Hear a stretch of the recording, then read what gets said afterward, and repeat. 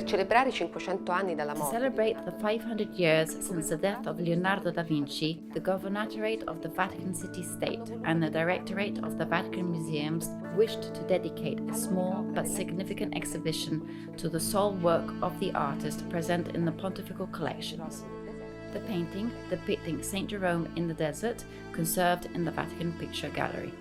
The exhibition is intended to be a special occasion to get to know more closely one of the master's key works, analyzing its iconography, its collection history, the historic and cultural context in which the painting came to be, and its very specific production technique, focusing at the same time on the restoration interventions, diagnostic studies and protective measures relating to the work throughout the past and in the present. passato e presente hanno interessato l'opera. Il San Girolamo è un capolavoro Saint Jerome is undoubtedly one of Leonardo's masterpieces, an extraordinary painting that in terms of expressiveness and compositional aspects fits perfectly into his oeuvre. The figurative construction of the space, the careful study of the human anatomy, the search for corporal dynamism, and the intense psychological animation that derives from this are unmistakable characteristics of the master's artistic vision. A modern concept of art that goes beyond the idea of the simple representation of nature becomes instead an effective tool for study, experience, and knowledge of the real. A vision that finds ample reflection and response in Leonardo's many scientific writings, reordered by his pupil Francesco Melzi in his treatise on painting.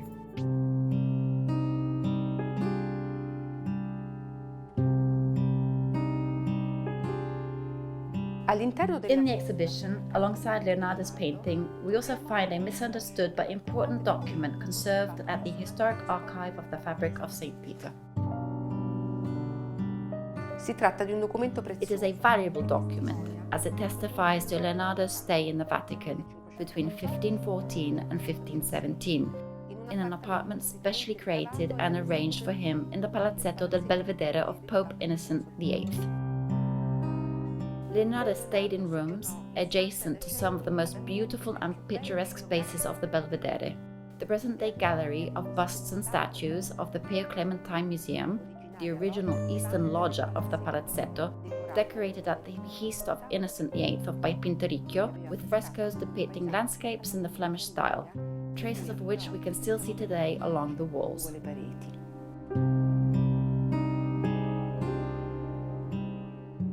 Nel gabinetto delle Apoxiomenos, in the cabinet of Apoxiomenos, an inscription placed there in 1916 recalls the genius of Vinci's stay in the Belvedere, just a few steps away from the heart and origin of our museums. The octagonal courtyard, an 18th century derivation of the ancient antiquarium of the statues of Julius II.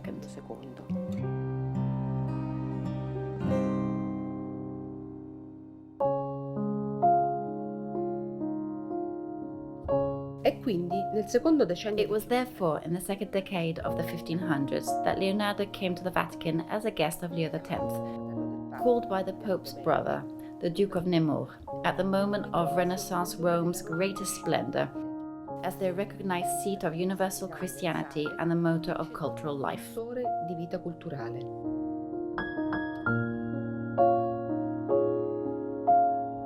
Solo 2 anni prima, Michelangelo, only 2 years earlier, Michelangelo, called by Leo X's predecessor, Julia II, had completed the frescoes on the ceiling of the Sistine Chapel. Bramante, the architect of the plan for the courtyard of the Belvedere, directed the works for the new St. Peter's Basilica. In the same years, Raphael was working on the rooms, in particular the frescoes of the Room of the Fire in the Borgo, having already completed those of the Room of Heliodorus and the Room of the Segnatura, and immortalized in one of his greatest frescoes the School of Athens. Not only Bramante and Michelangelo in the figures of Euclid and Heraclitus, but also Leonardo himself, portrayed in the center of the composition in the role of Plato, with the Timaeus and his hand on a long white beard.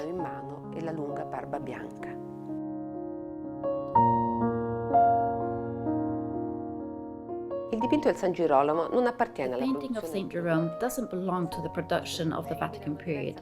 as it can be traced to a different commission dating from the 1480s. Its collection history presents surprising, almost daring features. After forming part of the collection of the renowned painter Angelica Kaufmann at the beginning of the 1800s, the work then passed into the hands of Cardinal Fesch, Napoleon's uncle. It was found divided into two parts, which he joined together. The face of the saint, which had been sent to a cobbler's workshop and used as a seat at Vesoul, and the remainder of the canvas of larger dimensions found in a junk shop. After further difficulties in 1856, during the papacy of Pius IX, the painting was finally purchased by the Vatican, since the pontiff wished to bring together in the papal collections the important works present on the antiques market depicting religious subjects. The purchase was completed while the sculptor Giuseppe Fabris was the director of the Vatican Museums, thanks to two members of the Pontifical Commission for Fine Arts, Tommaso Minardi and Filippo Agricola.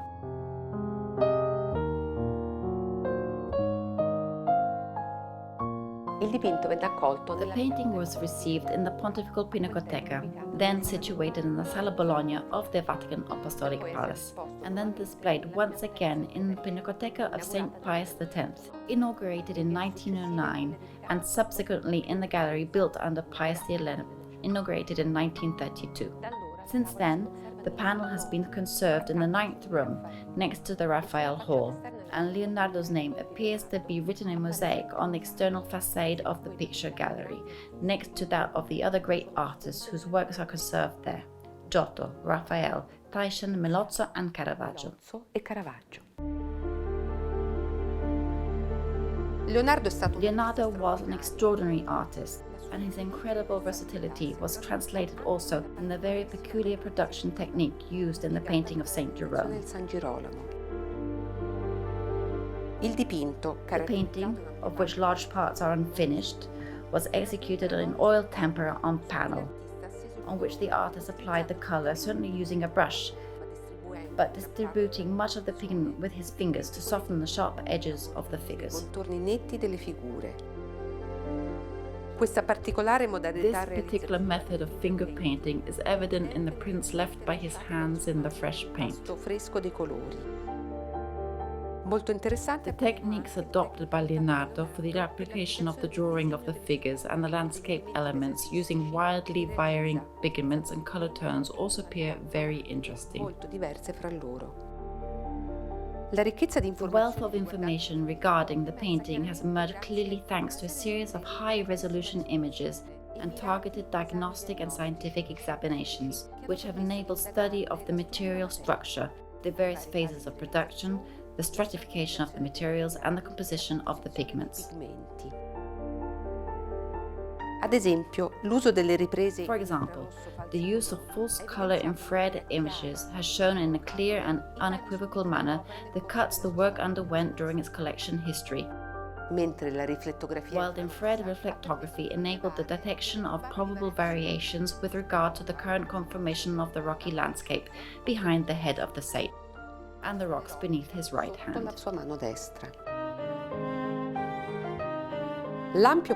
We have extensive data on the painting due largely to the restoration work conducted by Gianluigi Colalucci in 1993, with the direction of Fabrizio Mancinelli. The painting was preventively checked at a structural level, with a revision of the inlaid wood, so as to ensure the regular positioning of the transverse supports at the back. A gradual removal of overlays and altered retouches was then carried out using various solvents, so as to completely liberate the original paint film. The cleaning intervention was then finished mechanically, with the removal of plastering and obstinate retouches using scalpels. The gaps and holes caused by woodworm infestation were then filled, and this operation was followed by undertone integrations of the missing parts using watercolor, and the surface was treated with a protective varnish.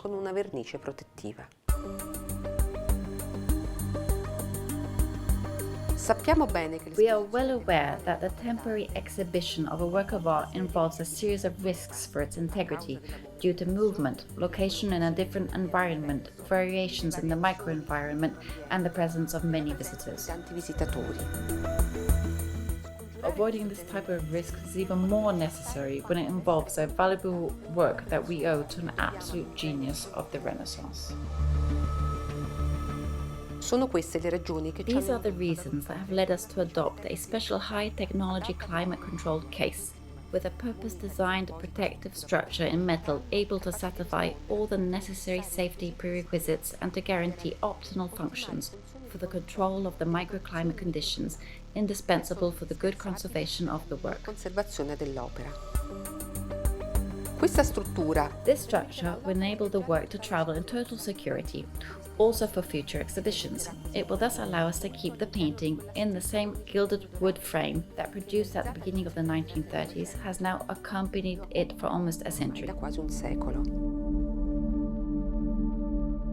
La mostra, anche The exhibition, also through the text by the Pope Emeritus Benedict XVI, also dedicates a study to the figure of Saint Jerome, priest, biblicist and father of the Church. Knowledge of his history, writings and iconography in the years of the realization of Leonardo's painting were widespread in contemporary artistic production. contemporanea.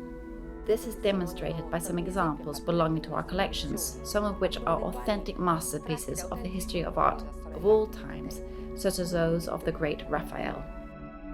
Ma la singolare rappresentazione del santo che Leonardo ci restituisce nella But the visione singular representation of the saint that Leonardo gives us in the vision he has chosen of the penitent hermit is radically different from the images of Saint Jerome that we find in the iconography of the artists of the time.